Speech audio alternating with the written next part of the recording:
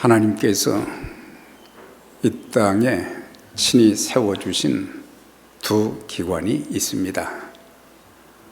하나는 가정이고 다른 하나는 교회입니다. 이 두 기관의 주인은 바로 하나님이십니다.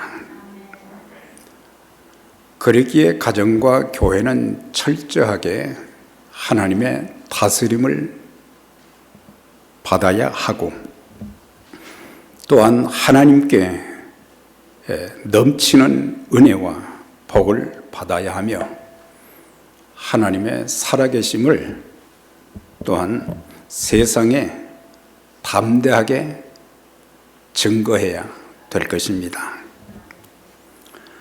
주님이 계신 곳이 천국인 것처럼 여러분과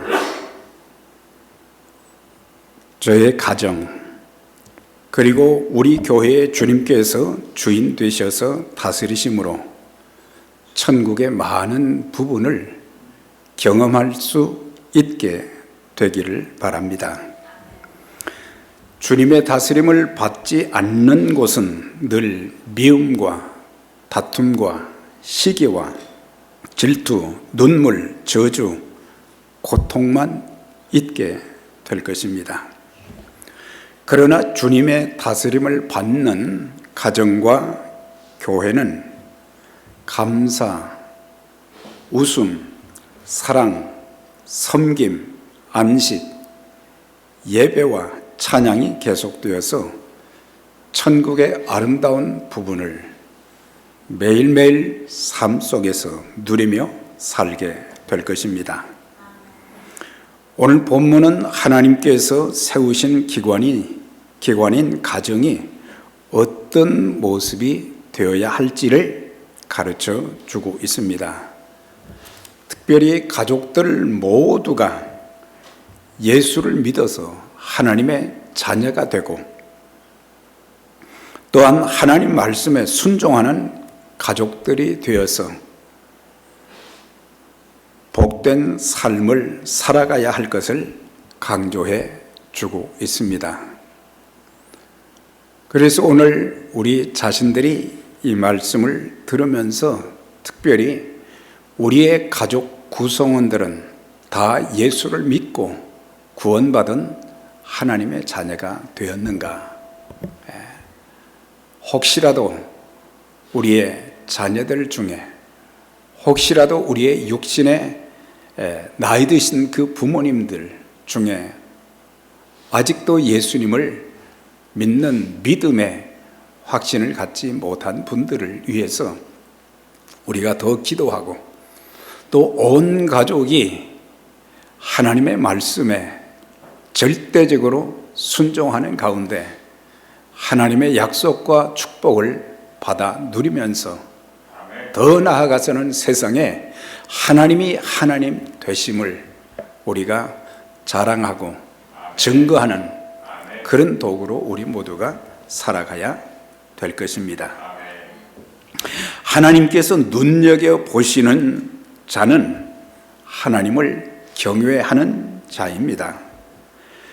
우리가 기도할 때 육체의 강건함도 기도해야 되고 물질의 축복도 기도해야 되지만, 그보다는 하나님을 경외하는 마음을, 일평생 하나님을 경외하며 하나님과 동행하면서 하나님의 거룩하신 뜻을 이루어 드리는 그런 도구로 쓰임받는 삶이 되도록 우리 모두가 기도해야 될 것입니다. 오늘 1절의 말씀을 보니까 여호와를 경외하며 그 도에 행하는 자마다 복이 있도다 그랬어요. 그러니까 첫 번째 하나님께서 가정에게, 특별히 가장들에게 주신 말씀, 온 가족들에게 주신 말씀이 뭐냐면 하나님을 경외하라. 그러니까 온 가족이 빠짐없이 하나님의 자녀가 되고 하나님을 경외할 뿐만 아니라 하나님의 말씀에 절대 순종하는 자들이 되라고 말씀해 주고 있습니다. 그래서 그리스도인이 되었다고 하면서도 종종 우리는 하나님을 경외하는 마음이 없을 때가 많고, 내가 알고 있는 하나님의 말씀을 그 말씀대로 우리가 행하지 못하는 그런 아쉬움들이 많이 있게 되는 것입니다. 그래서 하나님을 경외하며 그 말씀에 순종하는 자들에게 주신 약속은 뭐냐면 복입니다. 하나님께서 주시는 복인데, 그것이 영혼의 복이 되기도 하고, 또 하나님께서는 그런 말씀에 순종하고 하나님을 경외하는 자들에게는 세상의 복도 허락해 주신다는 것을 우리에게 말씀해 주고 있습니다. 우리가 이 신구약 성경을 보게 되면 경외라는 단어가 약 140회가 기록이 되어 있습니다. 하나님을 경외한다는 그 뜻은 거룩하신 하나님을 사랑하고 감사하고 존중하는 마음을 갖는 태도로 하나님의 이름을 높이고 두렵고 떨리는 마음으로 예배를 드리고 또한 신실하게 하나님을 섬긴다는 그런 뜻을 가지고 있는 것입니다. 왜 우리가 하나님을 경외해야 되는가? 그것은 하나님께서 친히 하나님의 백성들에게 말씀하신, 하나님과의 바른 관계를 계속 유지하면서 하나님의 인도하심을 받기 위해서는 하나님을 경외하는 것이 첫 번째 하나님의 요구라는 것을 우리에게 알려주고 계시는 것입니다. 그러면 그 우리가 믿는 하나님은 어떤 분이십니까? 온 우주 만물과 그리고 인간을 창조하신 천지 만물의 창조주가 되시기 때문에 그분은 모든 하나님의 백성들에게 하나님을 경외할 것을 말씀을 해주고 있고, 또한 인간의 생사화복, 흥망성쇠를 주관하시는 분이시기 때문에 하나님의 자녀들은 마땅히 하나님을 경외해야 되는 것입니다. 또한 우리를 죄와 사망에서 건져 주신 분이시고 우리를 평생 죽을 때까지 인도해 주시는 주권적인 능력으로 우리를 돌보시고 인도하시는 분이시기 때문에 우리는 하나님을 경외해야 될 것입니다. 여호와를 경외하고 그 명령을 지키는 것이 사람의 본분, 도리라고 했습니다. 여호와를 경외하는 것이 지식의 근본이라고 하셨습니다. 지식의 근본이라는 건 지식의 시작이라는 것입니다. 모든 학문에 있어서도 많은 지식을 제공해 주지만은 가장 이 여호와를 경외하는 것이 지식의 시작이라는 것을 말씀해 주고 있어요. 여호와를 경외하는 것이 생명의 셈이라 죽음의 함정에서 벗어나게 해 주신다고 말씀을 하시고, 여호와를 경외함이 너의 보배가 된다고 말씀을 해 주신 것을 보게 됩니다. 이렇게 경외하라고 하는 말씀과 더불어 하나님을 경외하는 자들에게 어떤 약속, 어떤 축복을 주시는지 그걸 또 성경 여러 곳에 참 많이 기록을 해서 우리에게 말씀해 주시는데, 여호와의 천사가 주를 경외하는 자를 둘러 진치고 그랬어요.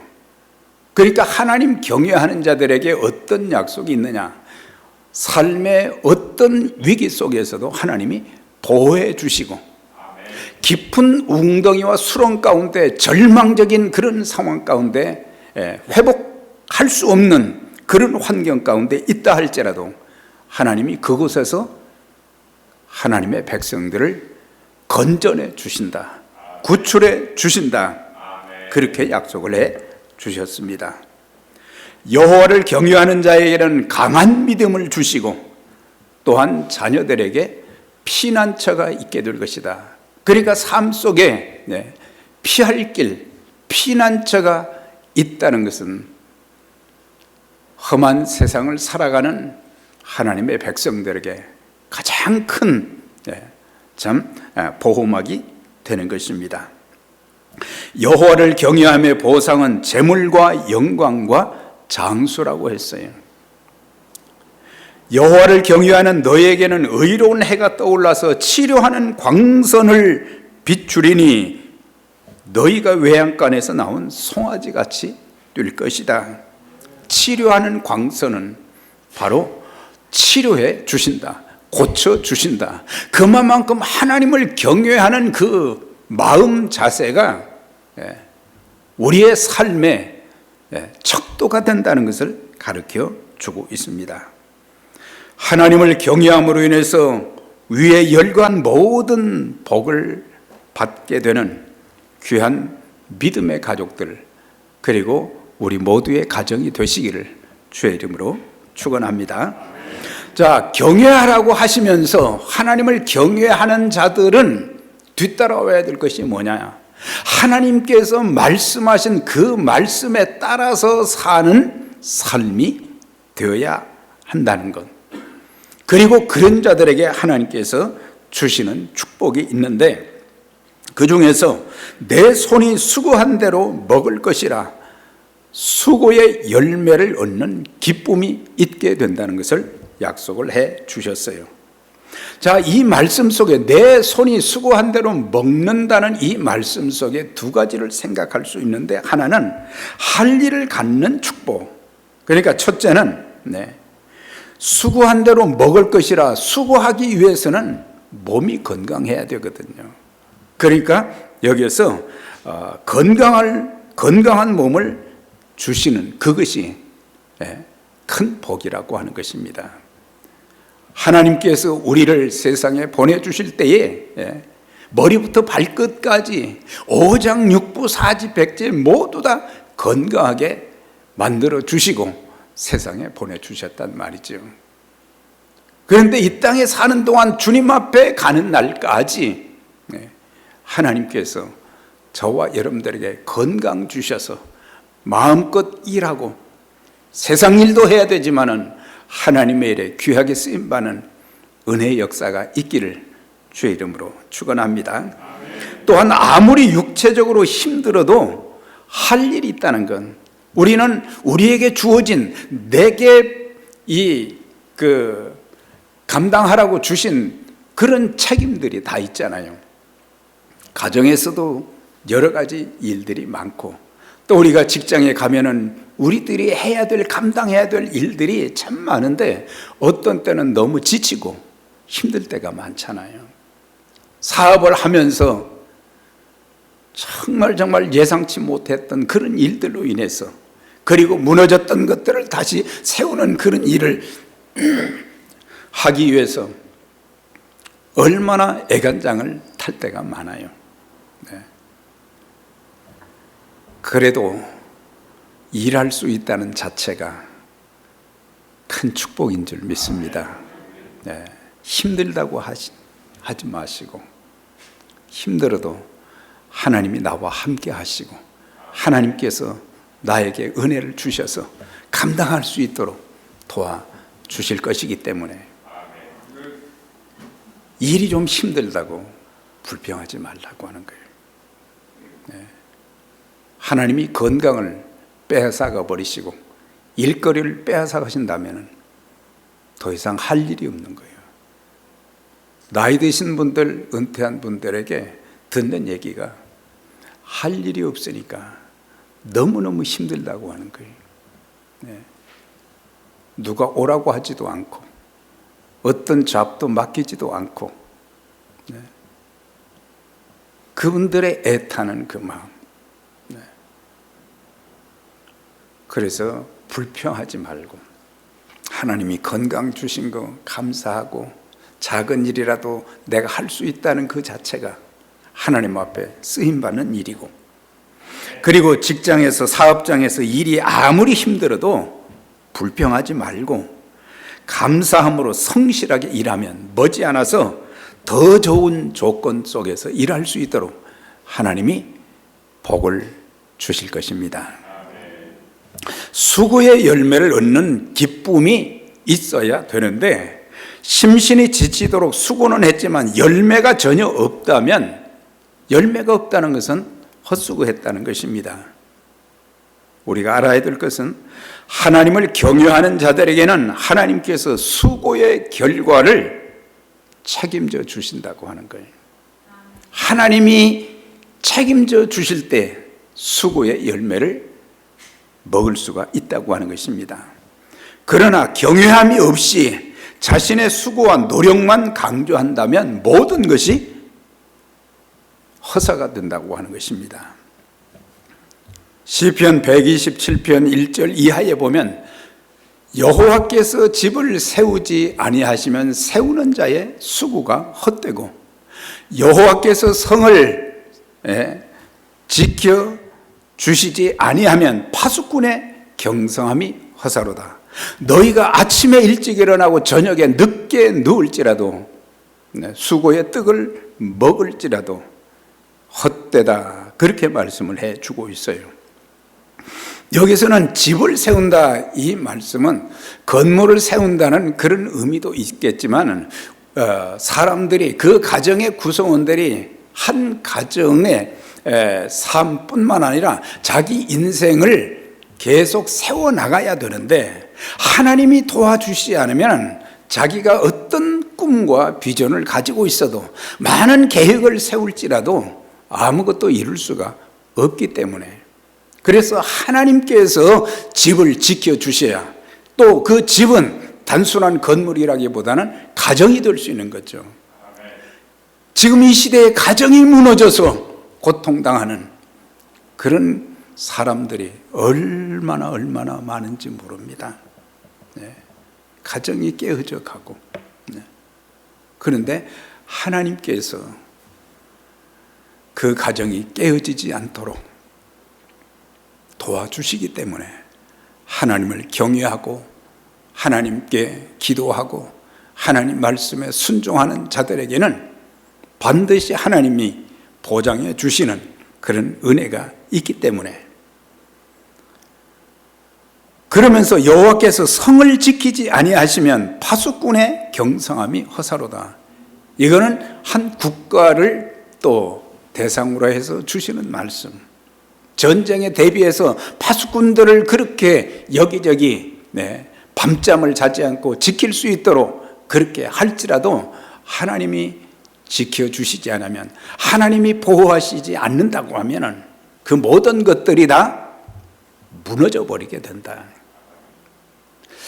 이 솔로몬이 잘한 일 중에, 그는 많은 지혜도 이제 받았지만은 그가 아버지의 다윗의 유언을 따라서 성전 건축을 했어요. 엄청난 돈을 들여가지고 7년 동안을 그 성전 건물을 지었어요. 그런데 나중에 그 건물이 어떻게 됐어요? 바벨론의 침략을 받아서 하루아침에 그 성전이 완전히 파괴되어 버렸다고 하는 것입니다. 하나님의 백성들이 그곳에 가서 마음껏 예배 드리면서 찬송하고 기도하고 하나님의 도우심을 구하는 그 자리가 한순간에 다 무너져 버렸어요. 왜 그랬을까요? 하나님을 경외하지 않은 백성들, 하나님을 경외하지 않은 지도자들, 하나님을 사랑하지 않고 하나님의 뜻대로 순종하지 않는 가운데 한순간에 바벨론의 공격을 받아서 다 무너져 버렸고, 나중에 포로에서 해방되어서 돌아온 후에 스룹바벨을 통해서 또 이제 성전을 재건을 했어요. 그리고 또 나중에 헤롯 성전이라고 그래가지고 아주 스룹바벨 성전보다 더 크고 화려하게 잘 지어놓았어요. 그런데 AD 70년, 주후 70년에 로마의 공격을 받아가지고 또 하루아침에 전부 다 파괴되어서 잿더미만 남게 된 거예요. 그러니까 하나님이 함께 계신다고 하는 성전이 왜 무너졌는가? 그 시대의 백성들, 그 시대의 영적인 지도자들, 정치적인 지도자들, 이런 사람들이 하나님을 경외하는 마음이 없이 우상 숭배하고 하나님의 말씀에 순종하는 대신 자기들 마음대로 먹고 마시고 타락된 삶을 살다가 한순간에 무너져 버렸어. 성전이 성전되지 못한 것을 볼 수가 있고 성이 성이 되지 못했던 것을 볼 수가 있습니다. 그래서 하나님이 지켜주셔야 되는데 하나님이 지켜주시지 않으면 모든 수고가 다 헛되다는 것을 말씀을 해주고, 너희가 일찍 일어나고 늦게 누우며 수고의 떡을 먹음이 헛되도다 그랬어요. 아무리 부지런해도 내가 하는 그 모든 일에 하나님께서 복을 내려주셔야 수고의 떡을 먹을 수 있게 된다고 하는 것입니다. 우리가 아무리 노력하고 수고해도 하나님이 지켜주시고 하나님이 축복하시고 하나님께서 은혜를 내려주셔야 되는데, 우리의 어떤 지혜와 지식과 경험 이런 것만 의지하다가는 우리는 수고한 것에 대한 열매를 거둘 수 없게 된다고 하는 것입니다. 말라기 3장 11절에 보면은 거기에는 11조에 대한 말씀이 나오지만은 좀 넓은 의미로 보게 되면 하나님 말씀에 순종하지 않은 결과가 어떻게 되는가, 그걸 말씀해 주고 있어요. 거기에 보면은 농부가 수고해서 땀을 흘려 농사를 지었건만 이제 추수 때가 가까우니까 메뚜기 떼들이 말이죠 몰려와 가지고 그 다 익은 곡식을 다 갉아먹어 버리는 거예요. 황충이 먹어버렸다 그랬어요. 또한 이제 포도나무를 잘 가꾸어서 많은 열매가 이제 맺혀져 있는데 이게 잘 익어야 수확을 할 수 있는데 이게 기한 전에 다 떨어져 버렸다 그랬어요. 농부의 입장에서 얼마나 이 기가 막힌 일들이에요. 우리가 알아야 될 것은 하나님 말씀을 소홀히 여기면 안 되는 것입니다. 우리의 인생에 이제 흥망성쇠, 생사화복의 주권이 전부 하나님께 달려 있음에도 불구하고 사람들은 세상의 학식과 경험은 많아서 참 사람들에게 아는 것을 많이 자랑하지만 하나님 말씀대로 살지 않는 그런 부분은 전부 헛되다고 하는 사실. 그러나 하나님을 경외하고 그 명령에 따라 사는 사람들에게는 수고의 떡을 먹을 수 있는, 수고의 열매를 거두게 하는 그런 기쁨이 있다는 것을 말씀을 해주고 있습니다. 하나님께서 여러분들이 하시는 모든 일들마다 수고의 열매를 풍성히 거두게 하셨다고 하는 아름다운 간증이 많아지기를 주의 이름으로 축원합니다.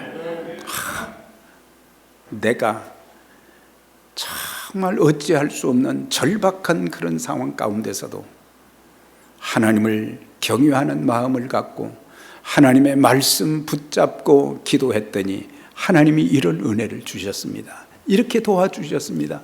이렇게 사람들이 깜짝 놀랄 정도로 하나님이 큰 일을 해주셨습니다. 이런 간증이 있어져야 될 것입니다. 3절에 보면 내 집 내실에 있는 아내는 결실한 포도나무 같고 내 상에 둘린 자식은 어린 감람나무 같으리라.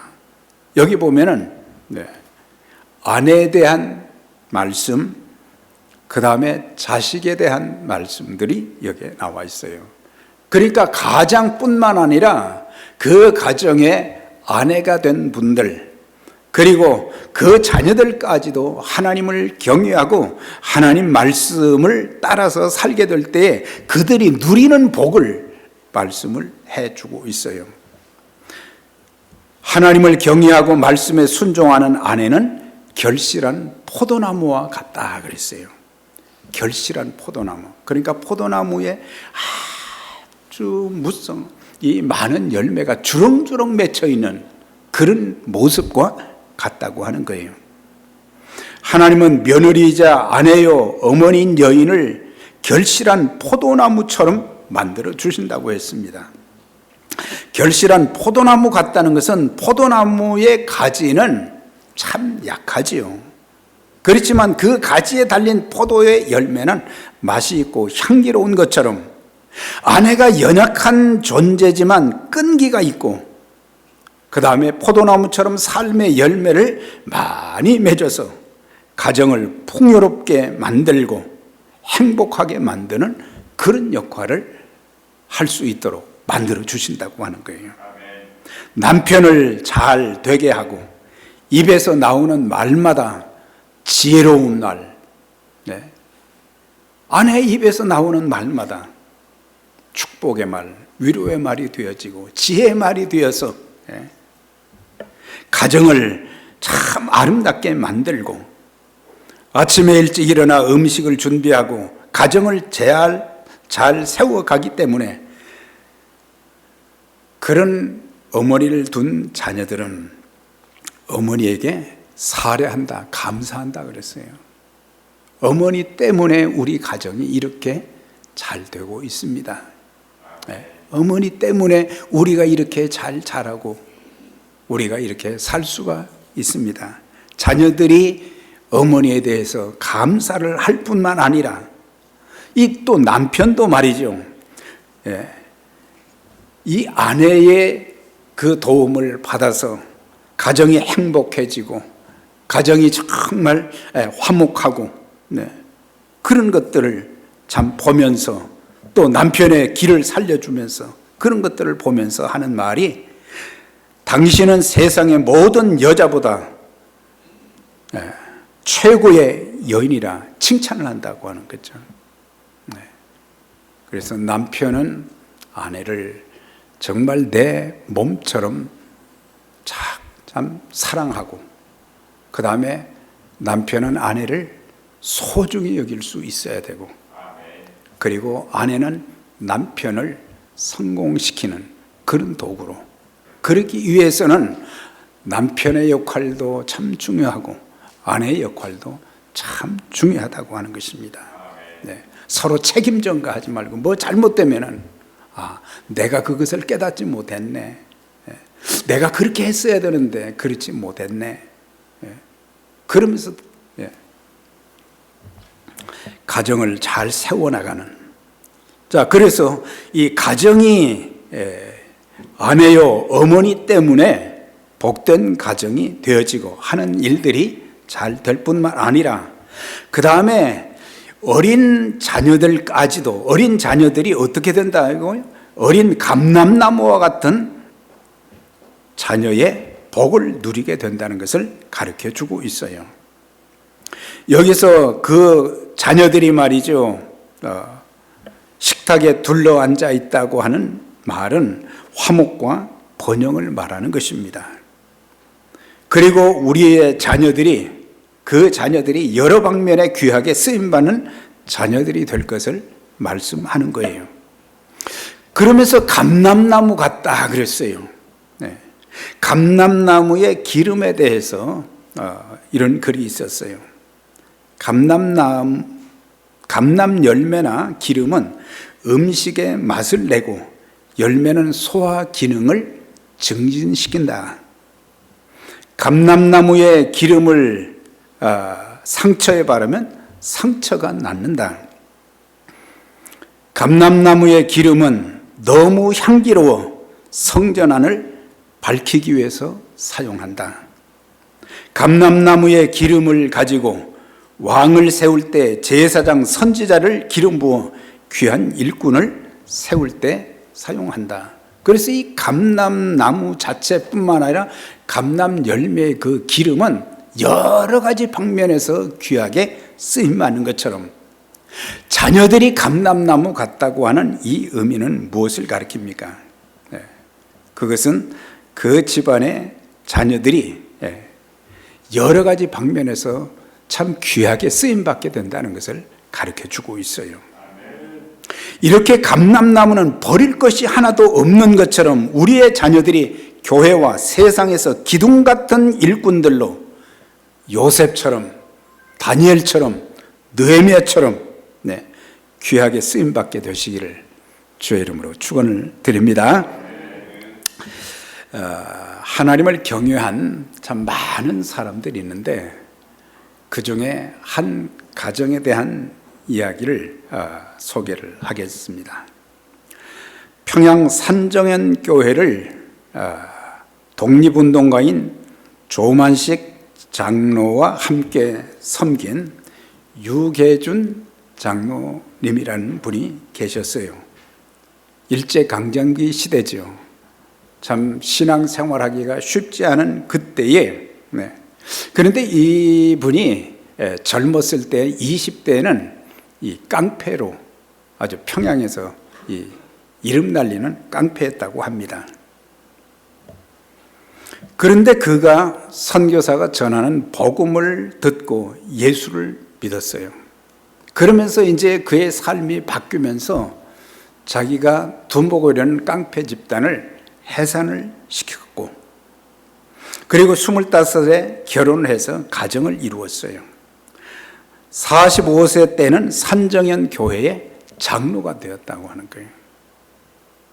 그러면서 당시 주기철 목사님이 그 교회 담임 목회자였는데 신사참배를 거부하다가 감옥에 들어가서 잡혀가서 참 수많은 고초를 겪을 때에 그 목사님의 가정을 이 유계준 장로님이라는 분이 잘 돌보아 주었을 뿐만 아니라 성도들이 예수 믿는 것 때문에 어려움을 겪고 신사참배하지 않는 것 때문에 불이익을 당하고 감옥에 갇히고 수많은 견딜 수 없는 고문을 당하고 그런 상황 가운데 있을 때 교회를 지켜나가는 게 너무 힘든데 이 유계준 장로님이라는 분이 목숨 걸고 교회를 지켰다는 거예요.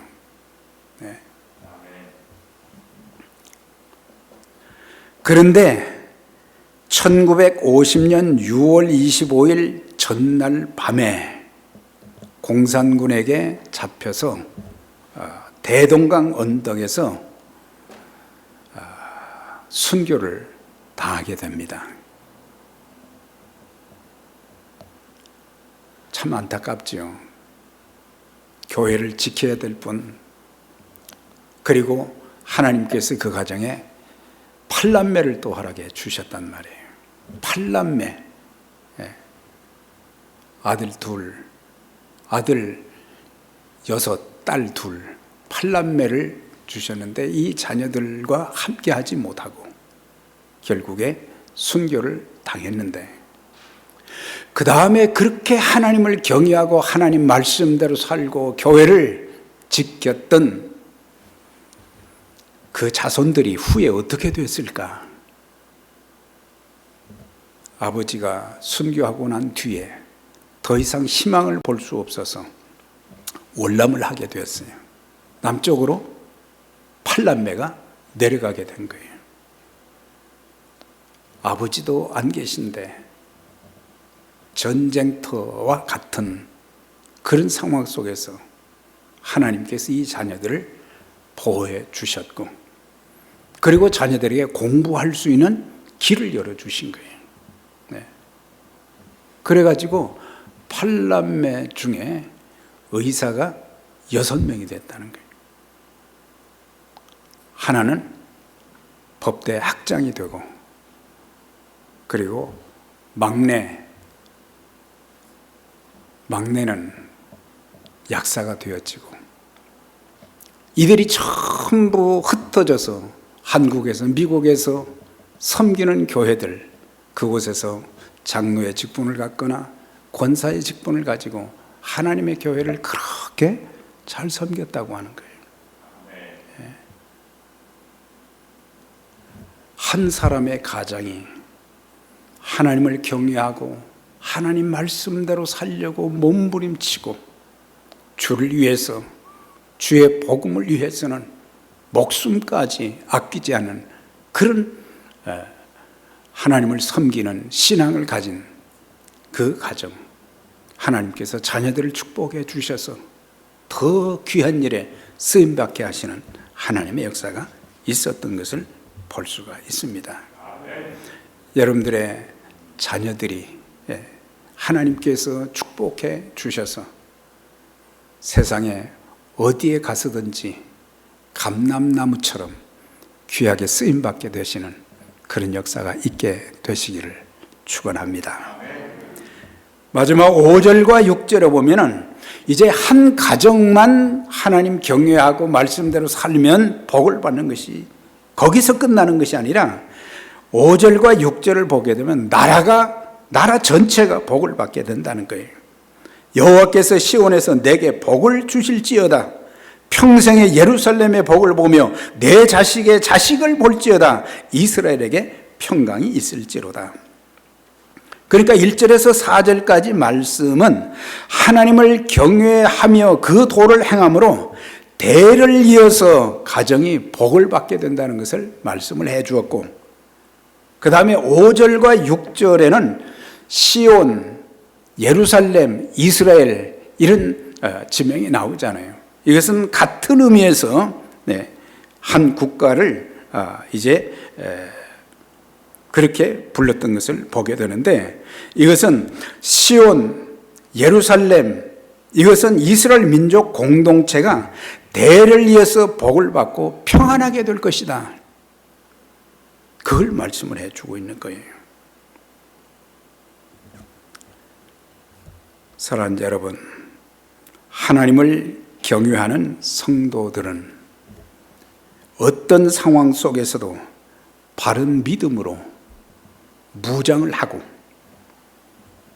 그리고 하나님의 말씀, 기도하는 일에 목숨을 걸고 그렇게 하게 되면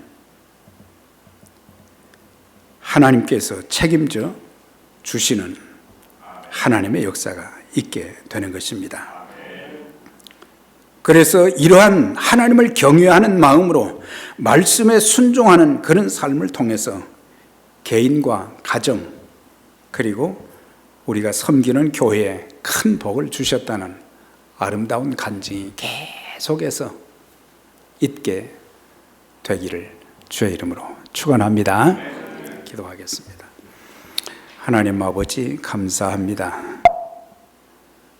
저희들이 예수 그리스도를 구주와 주님으로 믿을 뿐만 아니라 일평생 신앙 생활하면서 하나님을 경외하는 마음을 가지고 하나님의 말씀에 절대 순종하며, 그리고 눈물로 기도하는 신앙적인 아름다움이 있게 하셔서 우리의 가정이 복을 받고 하나님의 거룩한 복음의 사역에 아름답게 쓰임받게 하시고, 우리 교회의 모든 성도님들이 이런 경외하는 마음을 가지고 말씀에 순종하며 기도하는 가운데 하나님의 약속하신 은총과 복을 누리는 아름다운 삶들이 되게 해 주옵소서. 뿐만 아니라 우리의 가정들 때문에 우리의 지역이 좋아지게 하시고, 우리가 살고 있는 미국 땅이 더욱더 청교도 신앙을 가지고 복된 가정들을 이루면서 이 마지막 시대의 주의 복음을 위해서 아름답게 쓰임받는 은혜의 역사가 있게 하여 주시옵소서. 하나님의 영광이 드러나게 해주시고 하나님의 이름이 존귀하게 되어지는 하나님의 큰 일들이 우리의 가정과 교회를 통해서 일어나며 하나님께서 맡겨주신 그 귀한 사명에도 더 아름답게 쓰임받는 은혜의 역사가 있게 해 주옵소서. 특별히 우리의 자녀들을 하나님이 기억하여 주시고 감람나무와 같은 여러 방면에 있어서 가장 아름다운 모습으로 교회를 위해서, 세상의 모든 사회와 국가를 위해서 귀하게 쓰임받는 축복의 은혜도 더하여 주옵소서. 예수님의 이름으로 축복하며 기도하옵나이다. 아멘.